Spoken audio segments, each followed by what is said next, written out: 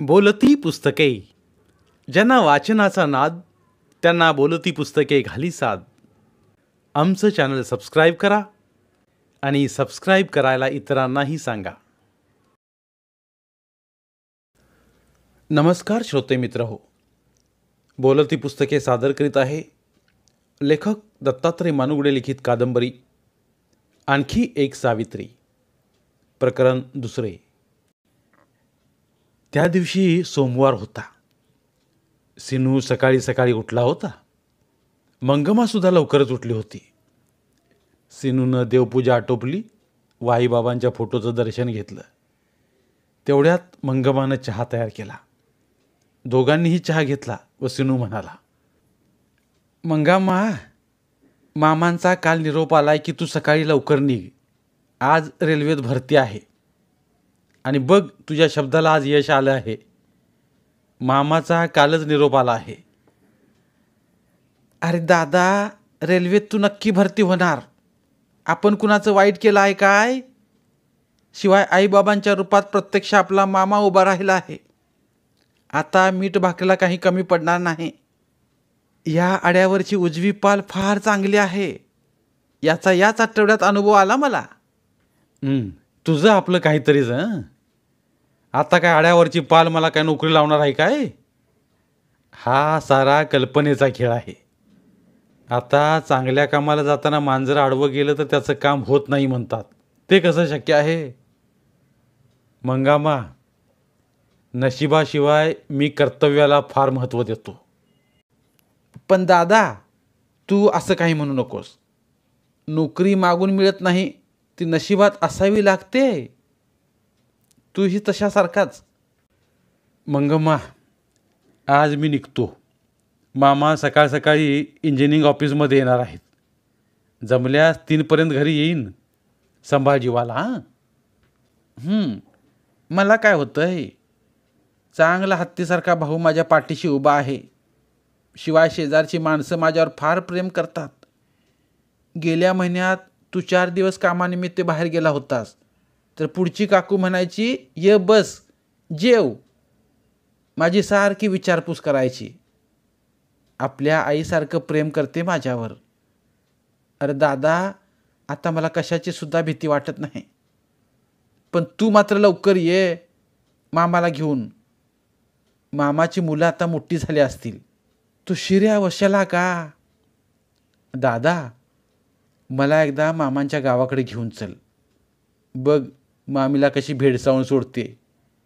माझी आई व बाबा या जगातून निघून गेल्यापासून मामीचं मलकातगिरीला यायचं सोडूनच दिलं आहे. कारण आम्ही या जगात गरीब आहोत. आमच्याकडं कोण येणार? दादा, या जगतात पैसा हा रक्ताची नाती तोडतो. आई बाबा जाऊन 1 वर्षाचा काळ निघून गेला, पण भाच्याची व भाचीची आठवण येत नाही मामाला. मंगम्मा, तुझं सारं खरं आहे. पण मामा मामीला याला वेळ कुठं मिळतो? पैशानं नाती तुटतात हे खरं आहे, पण बाबांनी त्यांच्याकडून घेतलेले पैसे वेळेत दिले नाहीत. त्यात मामाचं काही नाही. पण मामी त्याला सारखं टोचून बोलते. या जगात पैसा एकच कारण वाईट असल्यामुळं माणसांच्या मनात भेदभाव निर्माण होतात. म्हणून पैसा हे भयानक विष आहे, विष. हे पैशाचं विष व कैप या युगात प्रत्येकाला पचवता येईल असं नाही. दादा, लाचार आला म्हणून विचार सोडून चालणार आहे का? तू आत्ताच म्हणालास की नशिबापेक्षा मी कर्तव्याला फार मोठं मानतो. इथं ठरवून कोणतीच गोष्ट साध्य होत नाही. आपली गरिबी आहे म्हणून आपल्याकडे कोणी येत नाही, कारण त्यांना द्यायला आपणाजवळ काही नाही. पण दादा, तू फार मोठ्या मनाचा आहेस हे मामीला कुठं माहीत आहे? माणसांची मनं ओळखायचं अजून माहीत नाही, मग ही कसली मामी? पण मामाने आपल्याला एकदम तोडून टाकला आहे. मामा एक देवगुणांचा माणूस आहे. त्यांना आमच्याविषयी मनात दया आहे म्हणून तर तुझ्या कामाविषयी तिकडं प्रयत्न करू लागला आहे. सारीच माणसं काही कठोर स्वभावाची नसतात. मामीच्या स्वभावापुढं लोण्यासारखा पागळणारा मामा नाही. दादा, त्याला ही माणसं काही चांगले म्हणत असतील काय, याची कल्पना मामाला आहे. आज बहिणीची मुलं आई वडिलांविना पुरकी आहेत. ती रोज काय करतात, ती काय खातात, त्यांच्या अंगावर कपडे आहेत का, हा विचार खरंच मामाला पडला आहे. या देवानं आम्हाला माणूस म्हणून जन्माला घातलं, त्याला आमची काळजी. दादा, रक्ताच्या नात्यापेक्षा बाहेर जोडलेली माणसं फार दयाळू असतात. त्यांच्याजवळ प्रेम व विशाल भावना असते. दादा, तू जा आणि हसत ये. मंगम्माचा निरोप घेऊन सिनू मामाकडे निघाला. माणसाच्या नशिबी 18 विश्व दारिद्र्य असूनही याचा फार मोठा त्रास होतो. राम, लक्ष्मण व सीतामाई यांनी 14 वर्ष वनवास भोगला.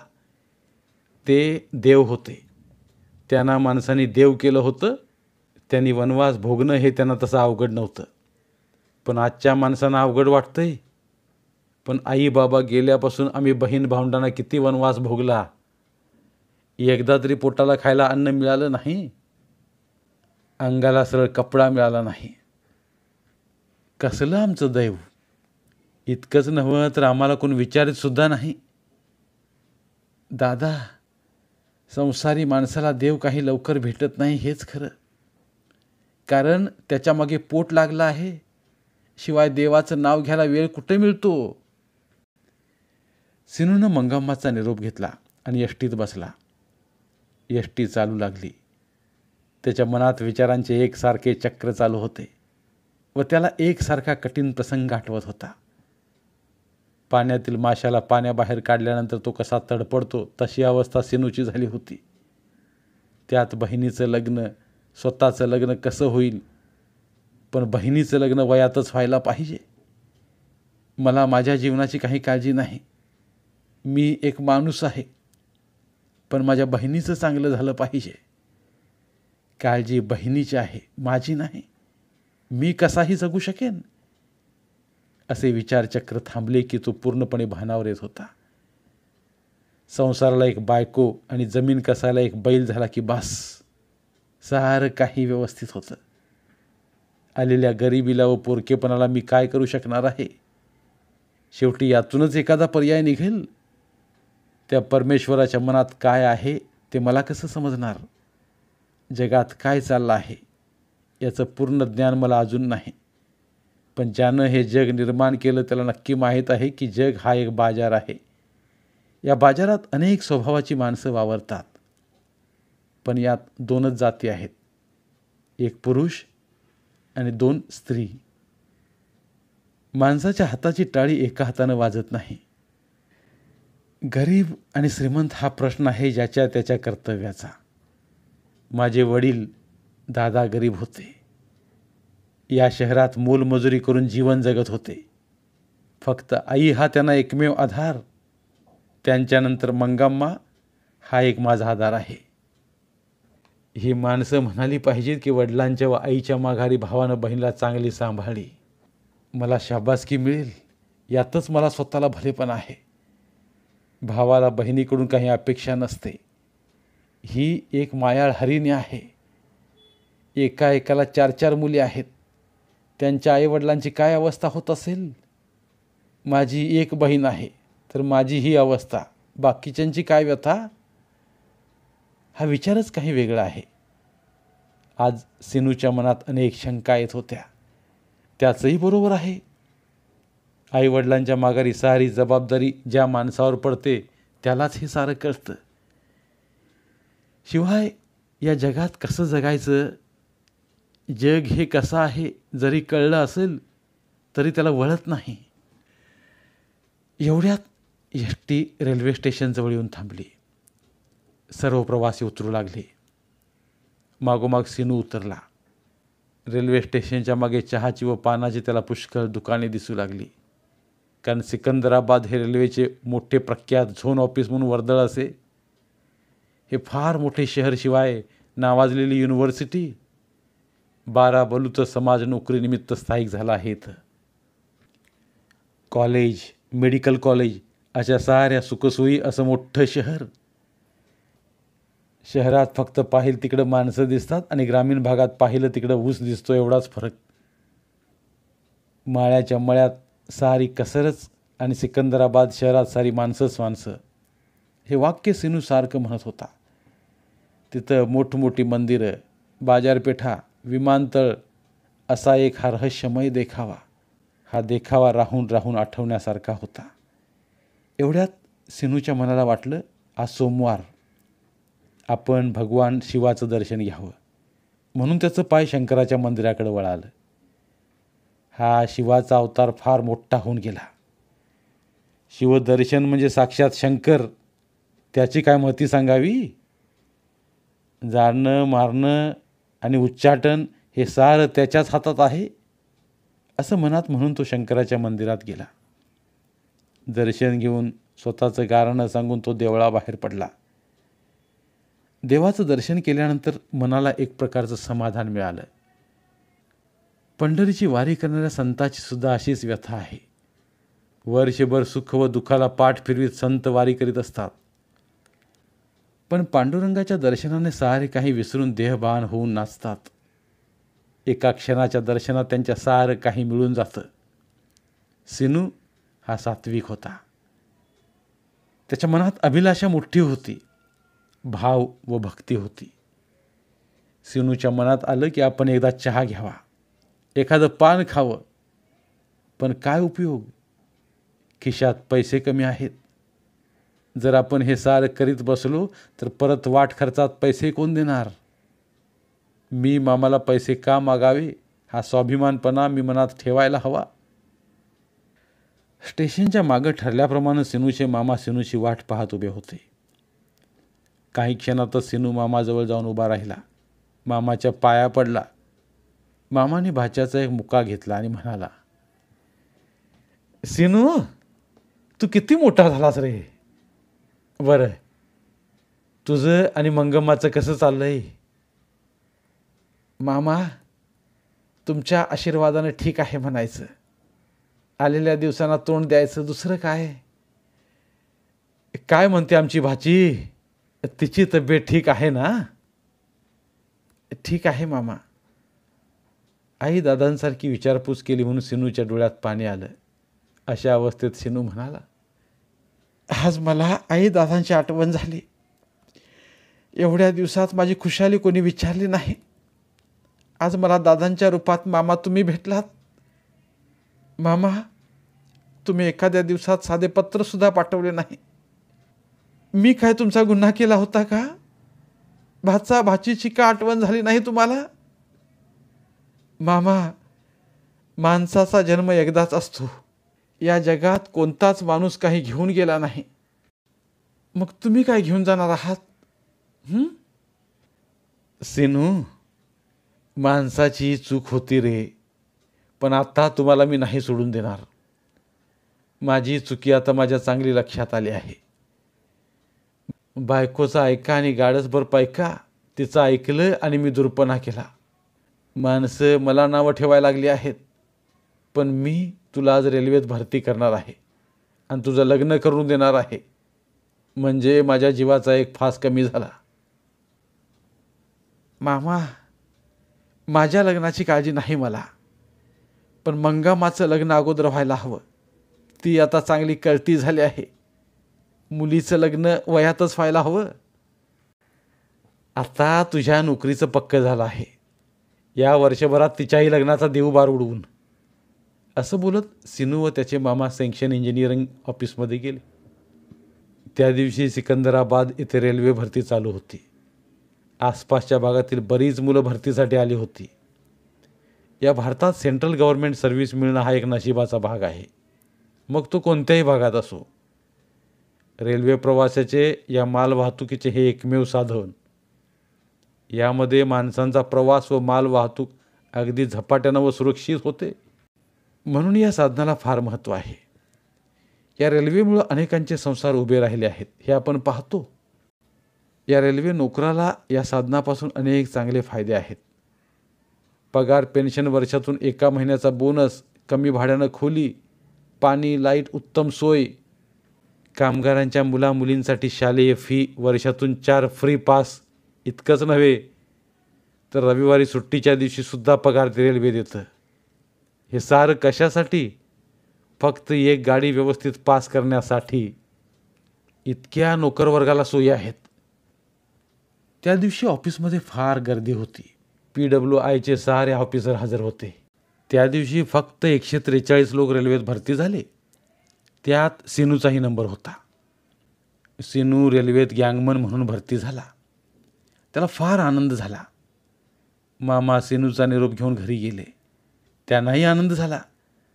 आज आपण बहिणीच्या वचनातून रिकामं झालो असं त्यांच्या मनाला वाटू लागलं.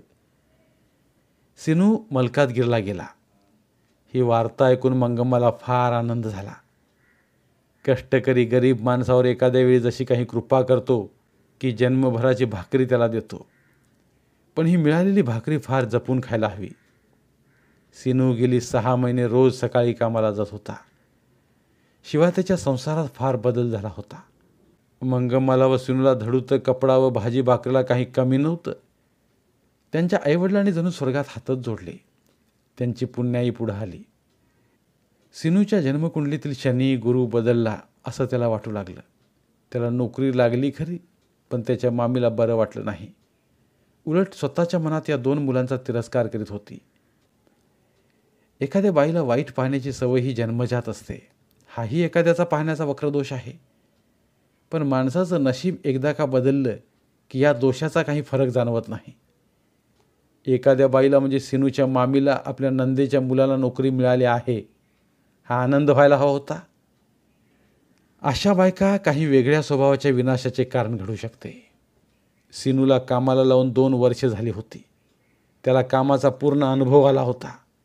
त्याची परीक्षा रेल्वे मेडिकल चांगली झाली. तो पास झाला. रेल्वेत गँगमनचं काम फार कष्टाचं आहे.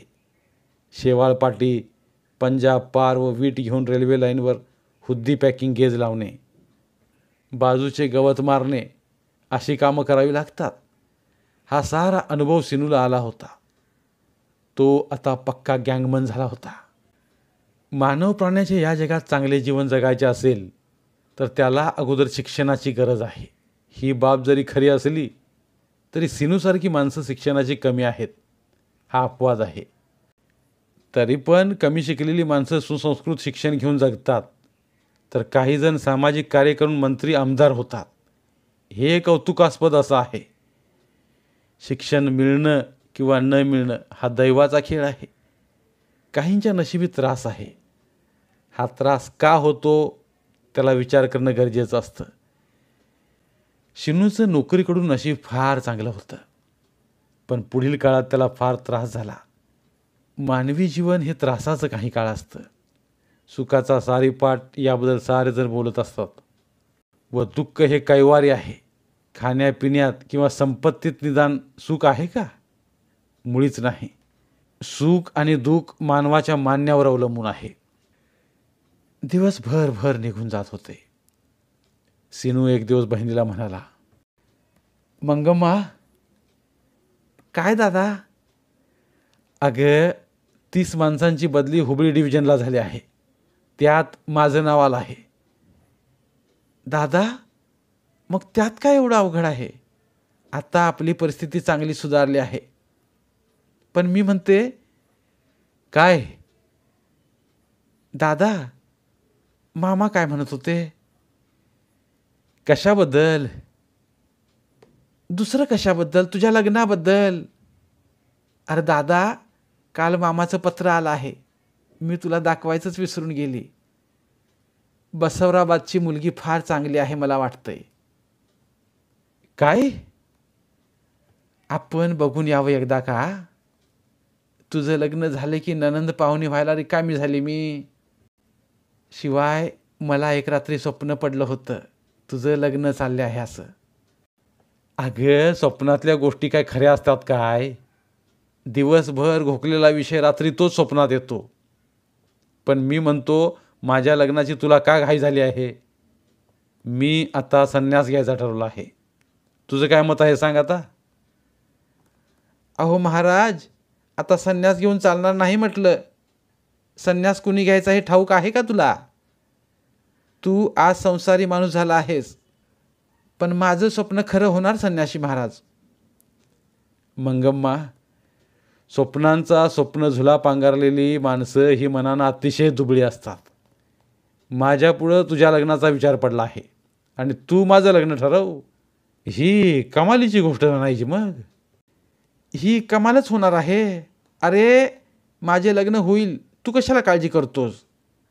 पण तुझं लग्न अगोदर झालं म्हणून बिघडलं कुठं? ते काही नाही, माझं ऐकावंच लागेल तुला. तू लवकर मामांना पत्र पाठवून पाहुण्यांना यायला सांग. मला वहिनी बघायची घाई झाली आहे. अरे बाबा, तुझ्या मनासारखं होऊ दे. मग तर झालं. तू फार हट्टी आहेस. मग नको का हट्ट पुरवाय, कारण माझी तू लाडाची बहीण आहेस. निदान तुझ्या पुढं तरी मला जाता येत नाही. दादा, एकदा का तुझं लग्न झालं की या घरात नवीन पाहुणा येणार आहे. काय? नवीन पाहुणा? आणि तो कशाला? कशाला म्हणजे माझ्या दादाची जागा भरून काढाय. मग हे घर बघ कसं आनंदानं न्हावून निघेल. पण त्या बाळाला पाळणा चांगला आणायला हवं. हं? अरे बाबा, अगं बाजारात म्हैस, तोपर्यंत तिची किंमत का करावी? तुला हौस आहे हे खरं आहे, म्हणूनच तू माझी बहीण नसून एक देवता आहेस. देवता. तू झाल्यापासून माझं फार चांगलं झालं आहे. मला रेल्वेत चांगली नोकरी मिळाली. शिवाय इथं मी रोजगार करणारा मुलगा. मला इथं कोण विचारत नव्हतं. पण खरंच तुझा पायगुण फार चांगला आहे. पण मी तुला एक सांगू? काय? मी तुझ्या नावावर 1,00,000चा विमा उतरला आहे. लग्नापर्यंत मी तुला भरपूर पैसा खर्चून तुझं लग्न करून देणार आहे. मामा मामीनं आश्चर्य केलं पाहिजे. भावा बहिणीचं प्रेम पैशानं होत नसतं दादा. पण तुझ्यासारखा भाऊ मला मिळणार नाही. माझ्यासाठी तू फार त्रास घेतलास. जगात पैसे मिळतील, चांगलं घरसुद्धा मिळेल, पण प्रेमाचा पाठीराखा भाऊ मिळणं कठीण. दादा, तू बसवराबादची मुलगी पास कर. हं? पाहुण्यांना तू काही मागू नकोस. नुसती मुलगी आणि नारळ बास म्हणावं. कुणाचं घेऊन देऊन कुणाला पुरलं आहे काय? ठीक आहे, आजच मामांना पत्रानं कळवतो, कारण मामांच्या व तुझ्या पुढं मी एकटा काय करणार. बरं, माझं जेवण तयार आहे ना? मला लवकर कामाला निघायला हवं. होय, जेवण तयार आहे. तुझ्या आवडीची भाजी भाकरी तयार आहे. त्या दिवशी मंगम्माला फार आनंद झाला होता. ती आई व दादांच्या फोटोकडे सारखी पाहत होती. देवानं आता आपलं चांगलं केलं आहे. घरात वहिनी व काही दिवसांनी छोटासा बाळ येणार. या घराला घरपण येणार. घर कसं आनंदानं न्हावून निघणार. माझ्या भावाचा संसार कसा सुखात चालणार. संसार चांगला करायला एक बाई चांगल्या स्वभावाची असली की बस. वागायला चांगली असली की बस. पुढचं दिवस माझ्या दादाला चांगलंच जातील. निव्वळ माझ्यासाठी त्यानं फार त्रास काढलाय. नाहीतर या उघड्या जगात मला कोण किंमत दिली नसती. मला दुसऱ्यांची अजून धुनी भांडी करावं लागू देत, पण दादाला मी जन्मभर साथ देणारच. यात भाऊ व बहिणीचं एक अतूट नातं आहे. ते कुणीही तोडू शकत नाही. अशा अनेक कल्पना मंगम्मा रंगवीत होती. धन्यवाद. उर्वरित कादंबरी पुढील भागात. मराठीतील प्रतिभावंत लेखकांचं साहित्य, कथा, कादंबऱ्या ऐकण्यासाठी आमचं बोलती पुस्तके हे चॅनल सबस्क्राईब करा आणि मराठी साहित्याचा प्रसार करण्यासाठी प्रत्येक मराठी माणसाला सबस्क्राईब करण्यासाठी आवाहन करा आणि बोलती पुस्तके या साहित्य चळवळीत सहभागी व्हा. आपले पुन्हा एकदा धन्यवाद.